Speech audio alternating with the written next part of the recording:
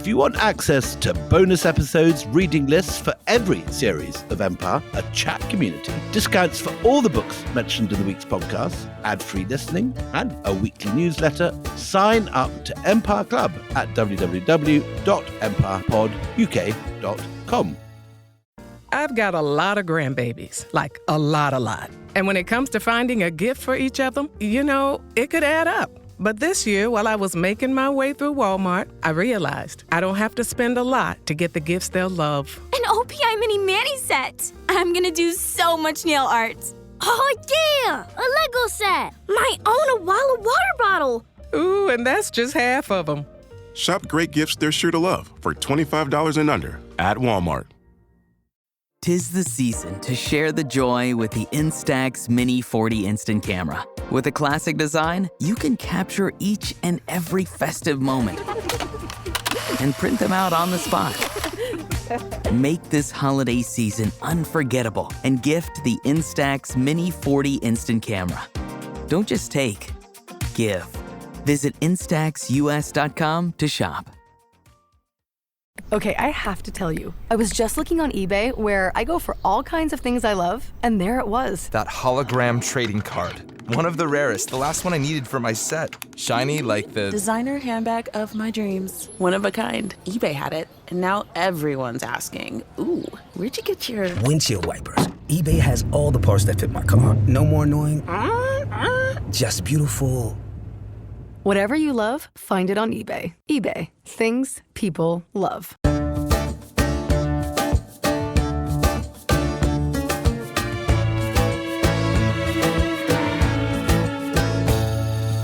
Hello and welcome to Empire with me, Anita Arnon. And me, William Durham. Did we just talk to you just a second ago? Are you a member of the club? Did you just listen to Akbar 1 and then you couldn't wait for Akbar 2, so you joined the club? Well done, you.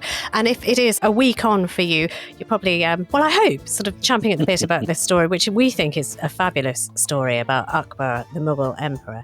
I wanted to talk about the story that we, as sort of Asian children, all know, and your children grew up with, which is the story of Akbar and his wise man of the court, Birbal.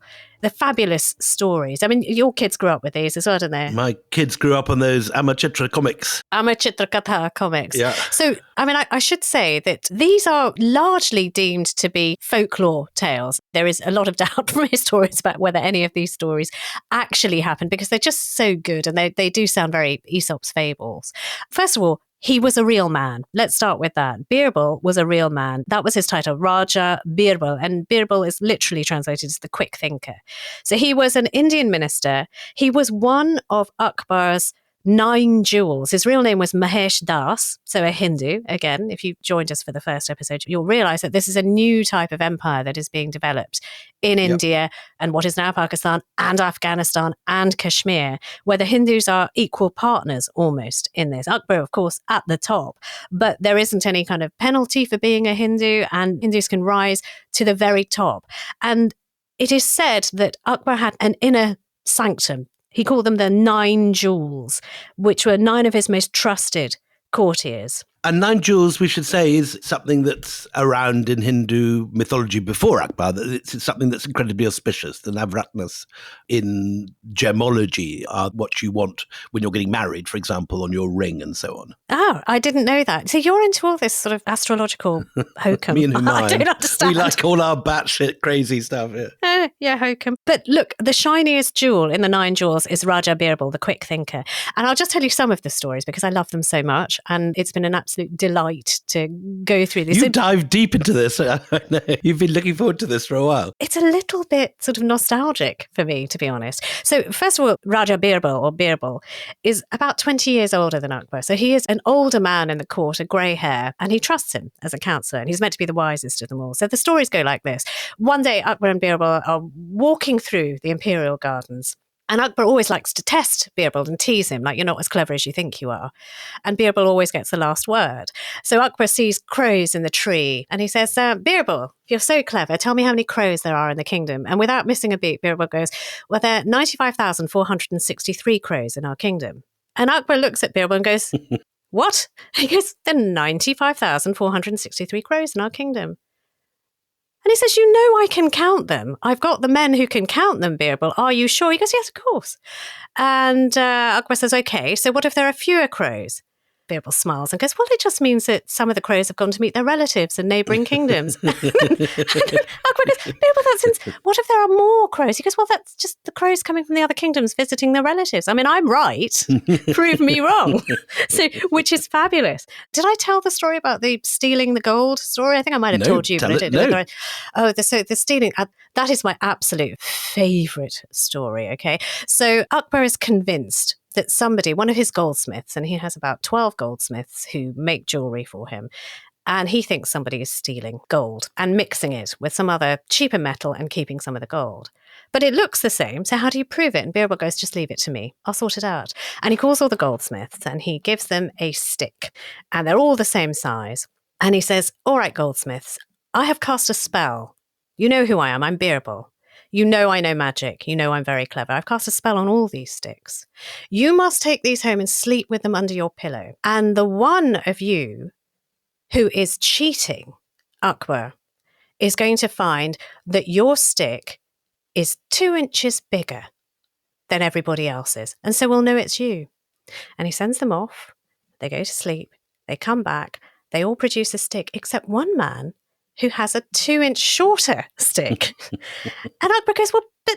And he goes, this is the man. And Akbar says, what are you talking about? You said it would be 2 inches longer. He said, well, of course, sticks aren't magic, sire. I just knew someone would want to compensate for that. And there is a chicken and egg one, but I can't find it now. Just know that it's good. But this is the kind of story that has actually sort of made people fond of Akbar and think, actually, you know, this is a man who's sort of in search of wisdom and surrounded himself with and trusted Hindus to tell him stuff that he was wrong and to make fun of him, who were his wise counsel. I thought we'd start with those. Just go and look them up, Akbar Birbal stories. We should also say who the other ones are. So the Navratnas of Akbar are a mixture, in fact, of a couple who I think are just made up and are not real characters, such as Mullah do Piazza, who is this sort of jokey mullah. Like the mullah of 2 onions. Do Piazza means 2 onions. It does. Is that right? You can get a nice dish of do Piazza to this day. But Mullah do Piazza is the same in many of the stories as Mullah Nasruddin, who's the source of many of the sort of comic Sufi stories. And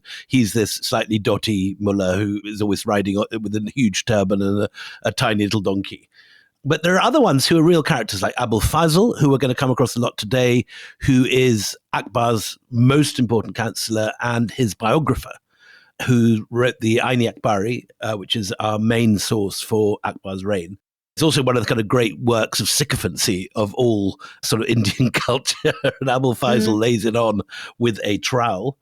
There is, as well as Birbal, Tanzan, who is again another real character. Tanzan the musician, again, another legendary name, that Akbar would go into these reveries when Tanzan would play and have almost sort of visions while listening to him on his sitar. Exactly. Another set of stories I grew up with. Tanzan of Gwalior. And then there's Raja Todamal, who's a real guy, and we'll come across again later in this episode, who was Akbar's finance minister, a Brahmin, and who revolutionized the empire's revenue system. There's our old friend Raja Man Singh, the Kachawa Raja of Amer, who's the main general. Who we talked about last episode, yeah. Then there is the son of Bairam Khan, Abdul Rahim Khani Kanan, distinguished warrior and diplomat, known for his Hindi couplets, also his work on astrology. Anyway, there's various characters, but the fact that these are still part of folklore today and part of every child's education shows how much consciousness really there was that the court of Akbar was something extraordinary. And the true story that lies behind all these folk stories is that he revolutionizes the administration of India and creates one of the most successful bureaucracies. And when the British come, they merely adapt this bureaucratic system that Akbar has created. And a lot of the forms of land revenue and so on, the jagirs and the mansabdars and everything, continue well into British rule. and right up to the late Mughal period. Yeah, one of the things we talked about in the last episode was, this expanse of his empire, which has also taken in Kabul, where he's put his sister in charge. I should say that Birbal, I should tell you because this is a true story. Back to Birbal. As opposed to the glorious Akbar Birbal tales of, how they tease each other.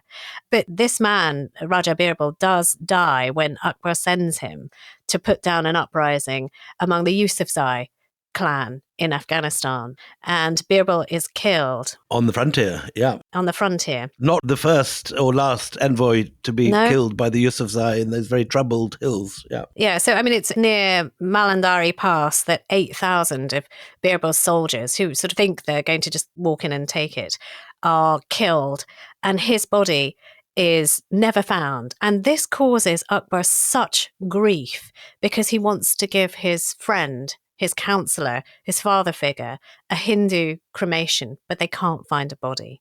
And so he's said to be in absolute anguish. He proclaims it is the greatest tragedy since his coming to the throne. A court chronicler at the time, Badoni, writes, His Majesty cared for the death of no grandee more than that of Birbal. He said, alas, they couldn't even get his body out of the pass, that it might be burned. But at last, he consoled himself with the thought that Birbal was now free and independent of all earthly fetters, and as the rays of sun were sufficient for him, it was not necessary that he should be cleansed by fire. Is that lovely? Is that a nice, sort of gorgeous little aside? But also kind of indication of the reality of this, that, you are effectively establishing your authority on many peoples who don't want to have your authority established on them. And who can fight back. Who can fight back very well. So pick up the reins from where we left, William. So we were just talking about the revolution administration that takes place under Akbar. We won't go on too long about this, but there are all these systems like the Jagirdars. Now, the Jagirdars are the landowners. Now, traditionally in India, if you held some land, you handed it on to your son and it was yours forever. Mm-hmm. The revolution with the Jagirdar system is that it is sort of rotational and that it isn't your ancestral acres that you keep forever. You can be reassigned. And Akbar begins this thing where the highest ranking nobles are on a sort of revolving land revenue system, and that they're moved from one part of the empire to another, like modern diplomats. They don't own the land that gives them their money. And this is a way of making sure that no nobles put down roots and are strong enough to rebel against Akbar. There's also this other system called the Mansabdari system, which is a way of ranking the nobles in the court thanks to talent, not to their birth or their religion or where they're from or anything else other than how important and useful Akbar thinks they are. So all these ways are ways of clipping the wings of the nobility, who either through enormous inherited wealth or the fact they have enormous private armies were apt in earlier reigns to join up with disaffected brothers or whatever and to challenge the ruler. And this becomes more and more difficult in the system invented by Akbar. I think you can sort of say he invented a civil service at a time, when this place has only known dictatorships, where you have a man at the top and you have an army enforcing his will. What he does is he, if you like, devolves power a little bit. He creates other centres of power around his kingdom with a civil service that answers to the centre, which is a really quite modern concept. Remember, at the same time, like I said, it's sort of Elizabeth I and Philip II. These are rulers who rule from the top with their inner coterie, and that's it. But he devolves power in a way that is pretty revolutionary at the time. And there's one other thing I haven't said, which is really important. At the same time that the nobles cease to have exclusive control over a piece of land for generations, that same privilege is given to the landholders. While the nobleman can be moved from Bengal to Rajasthan to Gujarat, and like a modern diplomat, you just have to, up sticks and put their things into a cart and move from one end of the empire to the other and no longer hold the land that they had before.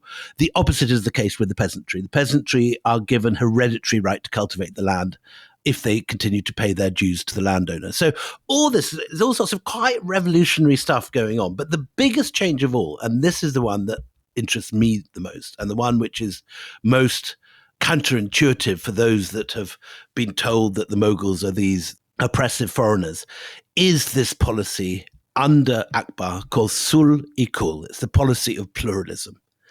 And this is actually made into law at this time. The idea that there will be perfect reconciliation, universal toleration, peace with all, and complete civility. This is actually made to be the system of the empire, and way ahead of his time. Akbar and his advisors showed a commitment to what they call at the time rational inquiry, an acknowledgement that no single tradition, not Islam, not Hinduism, not Sufism, have a monopoly on the truth or spiritual, moral, and political power. And what Akbar always says, which is something that, won't really take root in Europe until the 18th century, is this idea that he will seek to find the dry land of reason and not the marshy land of tradition. He says, I want to find out the truth, whosever religion it is that holds it. And in a world where identity is very much dominated by religion, this is, again, a kind of revolutionary, a completely different practice to anything that's been there before. Again, something else that is pretty radical for the time. And I don't know if you can go as far as to say it's a secular education system, but he does really believe in education, that he wants a more learned population. Yep. So at the time, I suppose his forebears would have really cared about learning the Quran and learning, the Quranic script. And it didn't go much further than that, although if you were from a royal family, poetry, art, all of those things were. But what he does is he sort of creates an education system that has topics like mathematics, accounting, and Persian literature, and music, and appreciation of the arts. He's a great patron of the arts. So he wants to elevate his people as well, in a way. And it isn't just sort of madrasa, doctrinal schools, which are going to do it for a certain elite who happen to have his religion. And at this point, we find intellectuals and thinkers from all these different traditions being welcomed into the court. This actually has a kind of reflection in reality. It's not just a bunch of rhetoric. You find these Sanskrit thinkers from across the subcontinent entering the central court from the 1560s and 70s, but particularly in the 1580s. And this array of Jains and Brahmin intellectuals, they're given titles, they're welcomed into the court. Akbar orders the translation of Sanskrit texts such as the Mahabharata into Persian. The Mahabharata is called the Razmnama, the Book of War. There are different rival translations. You have the library filling not just with Persian, but with Arabic, Kashmiri, Hindi, Greek, Sanskrit, and various European languages, texts from all these different places. And we talked earlier in the last episode about how Akbar, as early as 1563, abolishes pilgrimage taxes on non-Muslim institutions. He ends the jizya, which is the thing you talked about, where all non-Muslims have to pay a tax. And he becomes the patron, giving out land to Hindu temples. We talked about this in relation to Man Singh, and the fact that you suddenly see this incredible growth of Hindu temples, particularly in the region of Braj during his reign. But you also see it in, this is what always fascinates me, you see it in Akbar's personal life. Mm-hmm. He takes on many Hindu and yogic practices, even becoming a vegetarian and criticizing meat eaters for, and this is the quote which I love, having converted their inner sides where resides the mysteries of divinity into a burial ground for animals. And so great an impression does this make on his Hindu subjects that in some of the bardic traditions of Rajasthan, which continue to this day, Akbar comes to be equated with the Hindu divinity Lord Ram. I mean, that's extraordinary. There are stories that I grew up with, but not only stories. In our hymns, if you are a follower of the goddess Durga, there is one particular hymn which is one of the most popular to Durga, Jai Jai Jai Kara Sherawalida, which is like sing the praises of the goddess who rides the lion.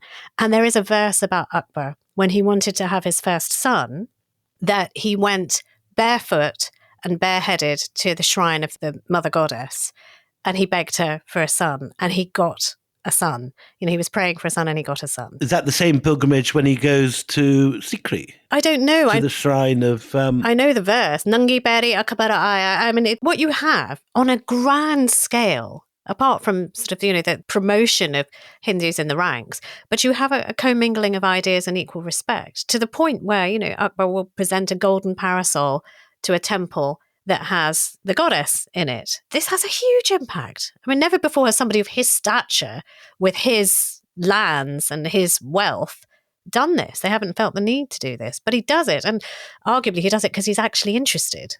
Absolutely. And sometimes in modern India, you often see some right-wing commentators alleging that pro-Congress historians of a generation after independence sort of spun all this in a way that didn't actually reflect reality. But you find contemporary observers, often from completely different perspectives, like the Portuguese, writing about this very clearly at the time. This is what Father Montserrat says. At this time, the king was showing greater and greater favor to the Hindus, at whose request he had forbidden the sale of buffalo flesh in the meat market. Furthermore, he had caused a wooden building of ingenious workmanship to be constructed, and had it placed at the very highest point of the palace roof, and from this he watched the dawn and worshipped the rising sun. And this is the first sign that Akbar's beginning to spin off from, not just is he tolerating other points of view, he's actually spinning off in the direction of all sorts of other faiths. I mean, this seems to be Zoroastrian rather than anything else.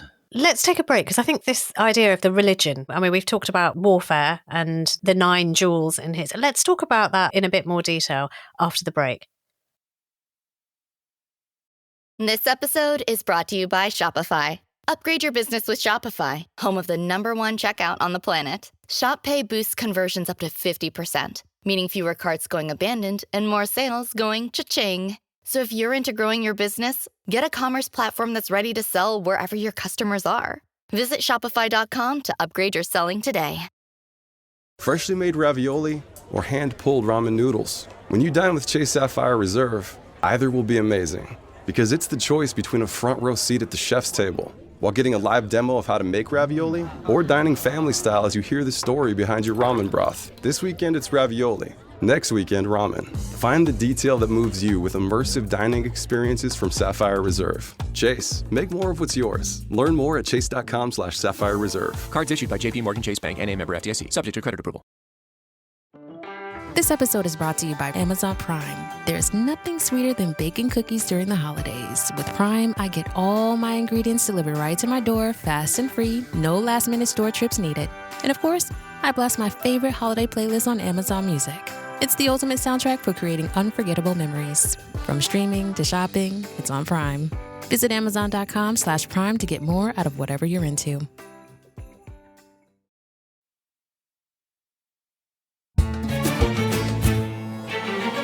Welcome back. I think it's probably worth going into the religious aspect a bit more here, because it is so contentious these days, and it's very sort of heavily politically loaded.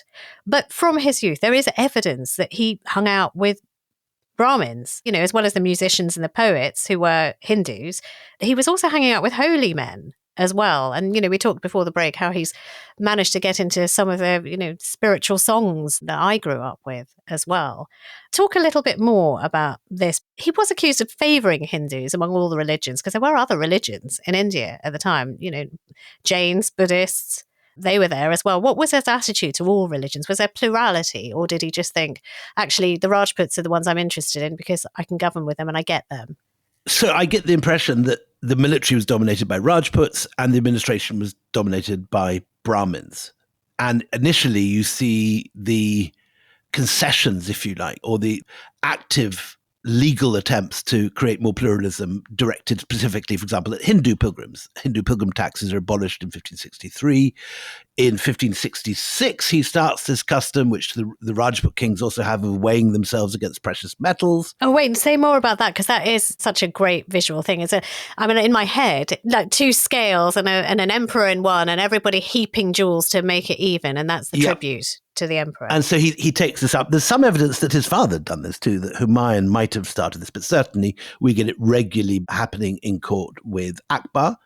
We have the Portuguese noting that he occasionally marks his forehead like a Hindu with sandalwood paste, and he wears amulets formed of rags on his wrist. He always drinks sacred Ganges water, both at home and when he travels. Oh, yes, he has it brought to him when he's far away from right. the Ganges, in sealed jars as well, which is something. And then in the 1570s, he begins to adopt more Sufi ideas, and he starts promoting, actively encouraging Sunnis and Shias, for example, not to fight with each other and to find common ground.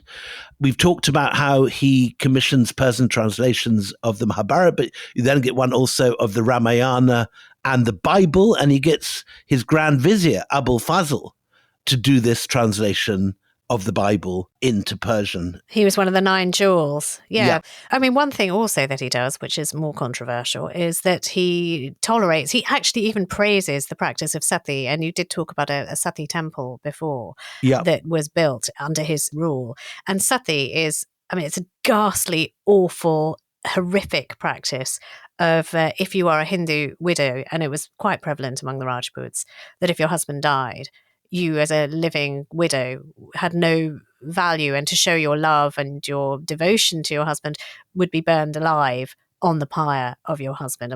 You can predict very strong thoughts on that. But so he was confusing about that because he prohibited its imposition. So you wouldn't have women forced into it, but he praised it, and he allowed Hindu wives to remarry. So there's lots of mix. Can you decode that for me? Because I'm very confused about that. Well, I think one of the things that is very clear about his religious policy is that it is confusing. He's often swept one way or another, depending on the last person he's talked to. And sometimes he appears to be a Hindu and a Vaishnav. At other times, he's showing interest in Zoroastrian practices and sun worship. But then you get this phase of his life. And this is what I find very interesting, because I think so many people in Europe always imagine that Muslim rulers are again Christianity. What is one of the fascinating about this period is that in 1580, you start getting regular groups of Jesuits turning up. Remember, there's now at this period a new Portuguese colony in Goa. So you have only a few weeks march from the Mughal capital, Agra. You have a major Portuguese colony. So that the Jesuits are invited up to Fatehpur Sikri in 1580, and we have an account of their arrival. On entering, they became the cynosure of all eyes on account of their strange attire. Everyone stopped and stared in great surprise and perplexity, wondering who these strange-looking, unarmed men might be, with their long black robes, their curious caps, their shaven faces, and their tonsured heads. They've come from Spain and Portugal at a time when the Reconquista has just finished and Muslims and Jews are being persecuted, and they're used to religion being very bloody and forcibly imposed on people. But the emperor, who is a Muslim, allows them to set up a chapel in his palace where they exhibit 2 paintings of the Madonna and Child before an excited crowd. And then, to the astonishment of the Jesuits, Akbar prostrates himself before the image of Jesus. And they begin these discussions, and Akbar takes a particular interest in Jesus's function as Messiah, and he questions the Jesuits closely about the Last Judgment and whether Christ would be the judge. And Akbar also shows his appreciation of his guests by going as far as listening to madrigals and donning Portuguese garb. He turns up one day in a scarlet cloak with gold fastenings, and he ordered his sons to don the same dress together with Portuguese hats. Oh, it's amazing. The Jesuits are not expecting this. It's cosplay Christianity. What is he doing? We were expected to be put to the sword. What's happening? What is actually happening? And as more and more of these embassies come and the Jesuits are giving illustrated Bibles and breviaries to Akbar and the other courtiers, they then, after a few years, come back to find that the gospel books that have been brought by their predecessors, the pictures in them have been painted as murals in Akbar's bedroom. That's so crackers. There's pictures of Christ, his mother, the Christian saints, and they're painted not only on the walls of the palace, but also on sort of random Mughal tombs and caravanserais. You can still see some of these in Lahore. I've seen pictures of a sort of version of a Titian in Lahore Fort. So the most sort of bizarre images from the Renaissance world are being copied in the court of Akbar. And a generation later, one Portuguese Jesuit says the emperor had painted images of Christ our Lord and Our Lady in various places in the palace. And there are so many saints that you might say it was more like the palace of a Christian king than a Moorish one. And by the end of Akbar's reign, a mural of the Nativity fills the wall of the imperial bedchamber, and Christian devotional images have become a major part of the Mughal scriptorium's output. And a copy of the image of the Virgin of Loreto is said to be a particular favourite of Akbar. So this goes against everything these guys are expecting to happen in a Muslim court. Well, does this not chafe with some of the more strict Muslims in his court? It does, including Badauni, who we quoted. Right. Badauni privately writes this account, which has survived, saying he's basically a heretic, and also saying that because he's illiterate, he's not very clever and he doesn't know any better. So Badauni just thinks this is because he's sort of credulous. Yeah. And the other people that get put out by this are the early English. And I think we're going to hear at some point about the wonderful embassy of Sir Thomas Roe to Jahangir's court later on in the series. But you already have a few Englishmen turning up on their own. And the East India Company's factor, Thomas Kerridge, is not at all pleased by what he calls these prattling, juggling Jesuits, which is a brilliant quote. Right, yeah. Yeah. First of all, what's a factor? Is that just a representative? Is that a word for ambassador? A factor is someone who works in a factory. Oh, is that what it is? Okay, Yeah. I'm not familiar with that word. So okay, all right. And the factory in the East India Company time doesn't mean sort of a smokestack with a great mill inside. It just means a merchant's suite of rooms. Oh, right. Okay, thank where you. the factors live. So he's irritated by the prattling, juggling Jesuits because he's getting a bit too Catholic in his tastes. To have, Our Lady of Loreto or the Nativity on your bedroom wall taken from a Jesuit text. It just means that he's swinging too Catholic for their taste. Yes, good English Protestants don't want images of crosses and crucifixes. This is totally Catholic. So the fact that Akbar's favourite sculpture is, quote, a carved image of our Saviour on the cross is a surprise because the Protestants don't like it, and a particular surprise as the Quran maintains, of course, that Christ was uniquely returned to God alive and not crucified. Right. So all this stuff is opening a whole window for Akbar on the whole width of religious possibilities out there in the world. And his response to this is to begin, for me, this is the most extraordinary moment in the whole Mughal story. He begins having these interfaith dialogues at a time when in England, Jesuits are being hung, drawn and quartered at the Tyburn.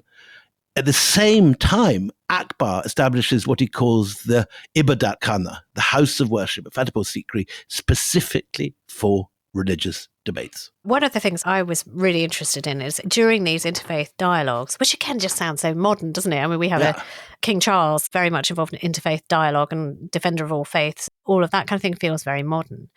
But I was interested that, he was really taken or at least concerned by this idea of a day of judgment where Christ would sit and judge all for their actions. And I mean, he sort of said to ask Father Montserrat during one such dialogue that, is he going to also talk about wars and rebellions and the kind of stuff that I done when I was younger and playing with skulls and particularly on one occasion massacring thousands of people. He's concerned about it. With good reason, yeah. He's behaved very badly in his youth. It will not go very well for him. So is this something that one of his jewels presides over? Is it Abu Fazl's idea? He presides over it in person. No, Right. I think it's very much Akbar's idea. Abu Fazl and the jewels are very much there.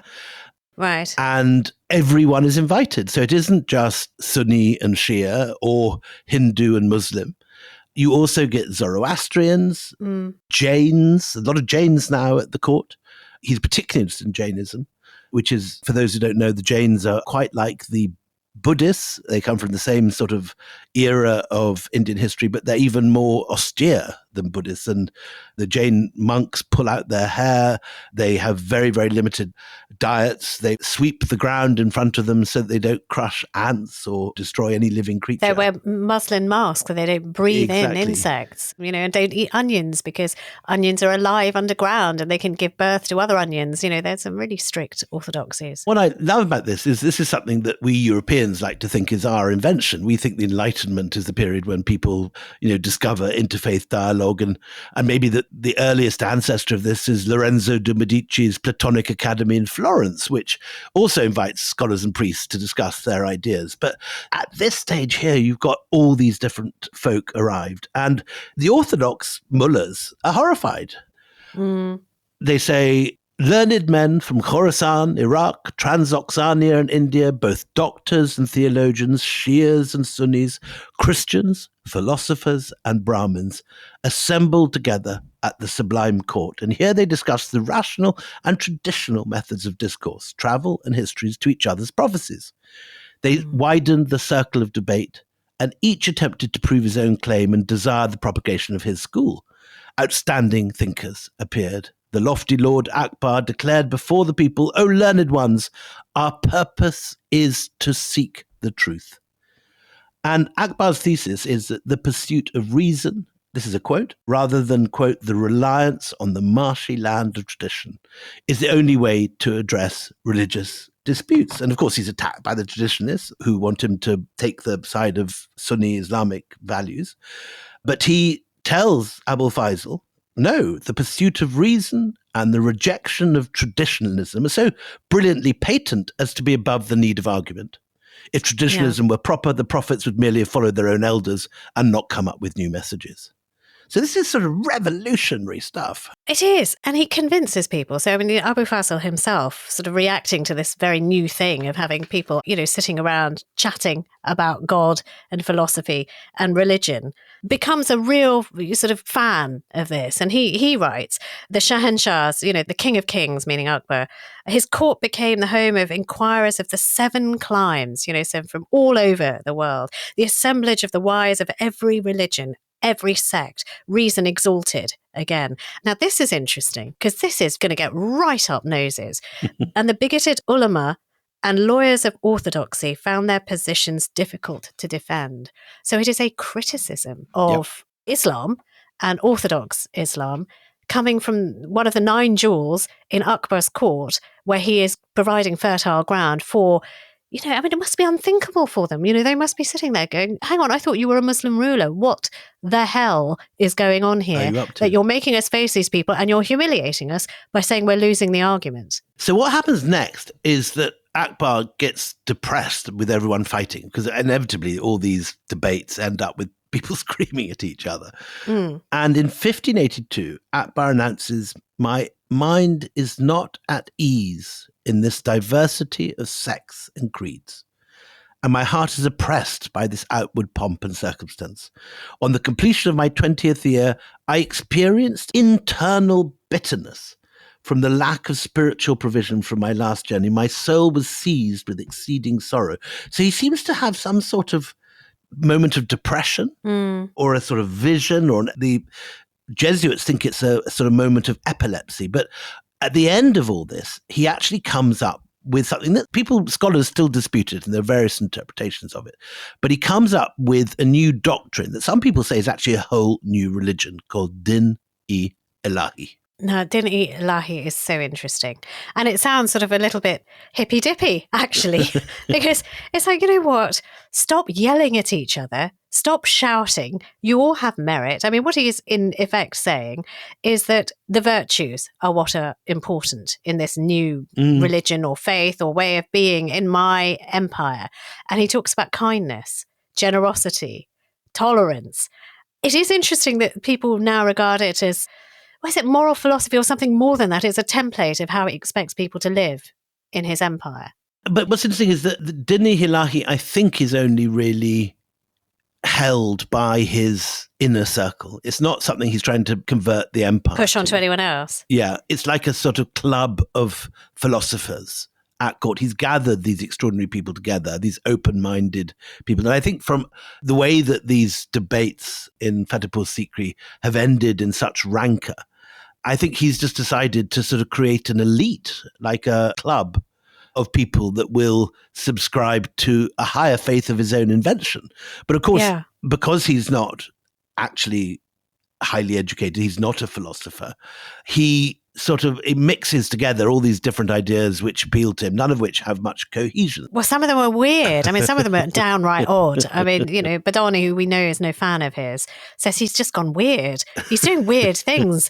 This is what Badani says. He shaved off the hair on the crown of his head and let the hair at the sides grow because he believed the soul of perfect beings at the time of death passed out by the crown, the 10th opening of the human body right on top of your head, with a noise resembling thunder, which you can't believe. So we never know whether to believe Bedoni, but that certainly Bedoni gives the idea of what I think, skeptical Orthodox people are looking on with horror at their emperor. Just like, in the 1980s, you used to get sort of Telegraph editorials about Prince Charles talking to plants. Yeah. It does feel like that. Bedoni does sound like he's writing an angry column for the Daily Mail. It does. It's a bit like that. Yeah. And even the Jesuits are noting that he's because the Jesuits had rather hoped at the peak of all these interfaith dialogues that he'd actually convert to Christianity. They all just want him. Well, they all thought they were winning. That's the problem. They all thought they were winning him round because he's patiently indulging them and he's got sort of nativities on his bedroom wall. So they think it's only one last push and he'll convert to Christianity. But instead what he does, he then goes on and learns 1001 Sanskrit names of the sun, which is not what the Jesuits had hoped for at all. No, but the reason he does that, the reason he elevates the sun, and again, this is sort of almost going back to the animistic religions of India, even sort of the very early ones. He's told that the sun provides everything, light to everything. It ripens the fruits. It sustains mankind. And so he's persuaded that, the sun is worthy of worship. Now, just imagine, sun worshippers, that's pre-Hindu dharma as well. Yeah. And so, this 1001 Sanskrit names of the sun is an act of worship of the sun, which is sort of part of that animistic tradition, I feel. Anyway, yeah, no, you're right. So that everybody must have thought he'd gone barking mad. And then what's interesting is that despite embracing all this Hindu stuff and this Jain stuff, he's adopted vegetarianism and banned animal slaughter. Astrologers. Done a bit of yoga, astrology. Yeah. Despite all that, he still continues to wage war. He's still a very successful general. Right up into the 1590s, he's expanding his kingdom in all directions. So the fact that he is a vegetarian doesn't mean that he can't carry on doing a bit of military stuff. So it's all a bit of a muddle philosophically, but it's fascinating. Yeah. And no one is satisfied with this religious muddle. The Jesuits think that they've won and then they haven't. The Sunnis are very put out that he's sort of given up on Sunni orthodoxy. The Brahmins are happy in court and they've got jobs, but he hasn't gone the whole hog and become a Brahmin himself or become a Hindu himself. So he's left the people around him, frankly, confused. What you do see is tolerance and pluralism in a way that no other North Indian dynasty has seen for 500 or 600 years. Yeah. And Hindu temples are being built all around. And this is what we'll be dealing with in the next episode. This is a great period, of course, for art and architecture. The reason for that is he's basically created a hippie commune. I mean, it's like peace and love, man. He's like, we just all get on peace and love, man. Lots of murals being painted everywhere. There isn't peace and there isn't love. And so people fleeing from their own sort of non-tolerant homes all end up washing up in Akbar's court. So let's delve into that. You're right. We should do that in the next episode. If you can't wait, you want to listen to it right now, sign up to Empire Club to get early access, ad-free listening, our brilliant weekly newsletter. Just go to empirepoduk.com. That's empirepoduk.com. So till the next time we meet, it's goodbye from me, Anita Arnhem. And goodbye from me, William Dalrymple.